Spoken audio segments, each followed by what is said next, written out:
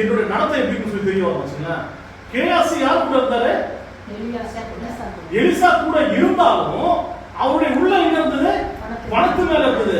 அப்ப அதனாலதான் வந்து சபைக்கு ஒருத்தவங்க வருவதனால பரிசுத்தமாக முடியாது. ஆண்டவராக இயேசு கிறிஸ்து உள்ளுக்குள்ள இருந்தாதான் பரிசுத்தமாக முடியும். அப்ப கேயாசி கூட இருந்ததுனால அவர் பரிசுத்தமா ஆகல. ஆண்டவர் கூட இருந்த யூதாஸ் பரிசுத்தமா ஆகல. அவருடைய உள்ளம் எங்க இருந்ததுனாக்கா பணத்து மேல இருந்தது.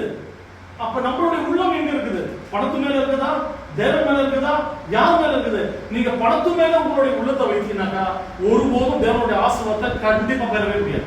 தேவன் உங்களை ஆசீர்வதிக்க வல்லவரா இருக்கிறார். நான் அடிக்கடி சொல்றேன், தேவன் ஆசீர்வதிக்க வல்லவரா இருக்கிறார். அது எந்த மாற்று கருத்துமே கிடையாது. இப்போ கேயாசியுடைய உள்ள எங்க இருந்தது? எலியா வானான்னு சொல்லும் போது இவருடைய உள்ளனாக்கா அந்த பணத்து மேலேயே இருந்தது. அந்த பணத்து மேலேயே ஒரு குறியா இருந்தது. அப்ப பணத்து மேல, அதாவது பாத்தீங்கன்னா பணத்து மேல குறியா இருக்கிறவங்க வாழ்க்கையில முன்னேறவே முடியாது.